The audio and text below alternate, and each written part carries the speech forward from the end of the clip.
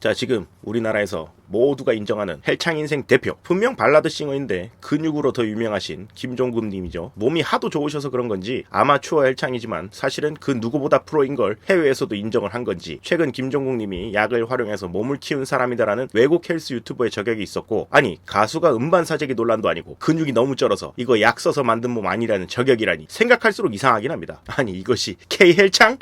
아니 K 가수의 어마어마한 능력인가? 여튼 40대 초반 민증 검사 받는 느낌으로 김종국 님이 검증을 해 나가시는 중인데요. 제일 최근 영상에서 근처 병원에서 검사한 호르몬 수치를 공개하며 의사분들에게 공개적으로 이 결과가 내가 약쟁이인지 아닌지 알 수 있느냐 댓글을 요청했는데, 네 그렇습니다. 이번 시간에는 바로 김종국 님이 로이드인가에 대해서 알아보도록 하겠습니다.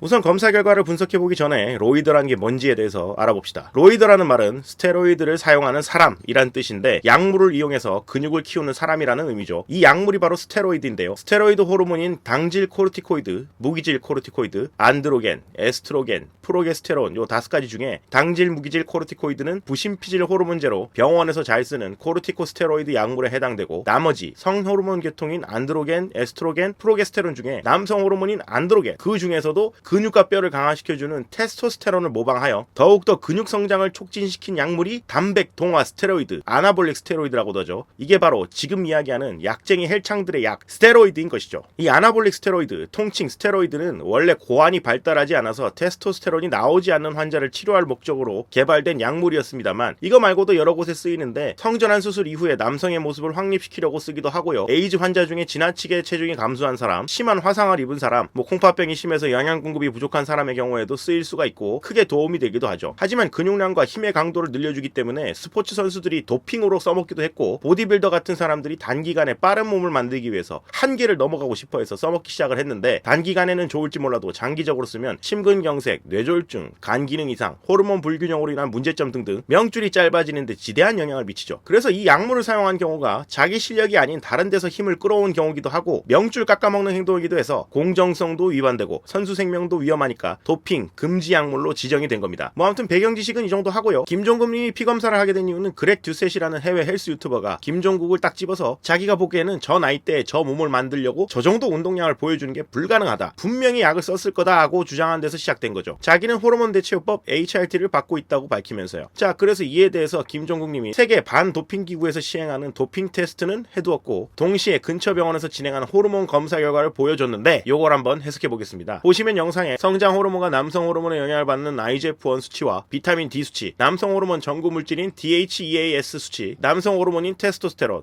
프리테스토스테론 5가지 수치가 적혀 있는데, 이 수치들 모두 남성 건강을 판단하는 데 쓰이는 지표죠. 모두 다 골격근을 형성하는 데 도움이 되는 것들입니다. 그리고 수치값은 남성 호르몬 8점대, 일반적인 40대 남성보다는 월등히 높은 상황인데, 원래 영상에서 내과 선생님이 말씀하셨듯이 운동 열심히 잘하시는 분의 경우 저렇게 높게 나올 수가 있고요. 이 수치가 막 이상하다고 할 정도는 절대 아닌 게 맞죠. 외국 유튜버인 그렉 듀셋이 20년 넘게 계속 운동해온 사람이고 40대부터 남성 호르몬이 떨어지는 게 일반적인데, 어찌 저렇게 개쩍게 운동할 수 있겠느냐, 이 사람 로이더임 오오라고 했으니까, 김종국님의 나이가 45세니까 최소 5년 정도는 약을 썼다는 의미겠죠. 비슷한 시기 동안 스테로이드를 썼던 유튜버가 있는데 약투 운동으로 유명했던 박승현님이죠. 아마 이분이 성기능 장애가 오고 고환이 안 좋고 스테로이드의 부작용에 대해서 잘 설명하고 있습니다. 이처럼 스테로이드를 쓰면 단기적으로는 근육이 늘고 파워가 세지지만 부작용이 어마어마해서 보통은 스테로이드를 쓰는 기간을 스케줄을 촘촘히 짜서 특정 기간 동안은 스테로이드 약물을 요래저래 쓰고, 그 기간이 끝나면 쉬면서 다른 약물을 쓰고, 그러면서 대회 기간에는 약이 안 걸리게 맞추는 이런 행동을 하죠. 이 스테로이드를 쓰는 동안에는 외부에서 남성 호르몬제를 넣어주고 있는 상황이니까 이 상황을 뇌에서는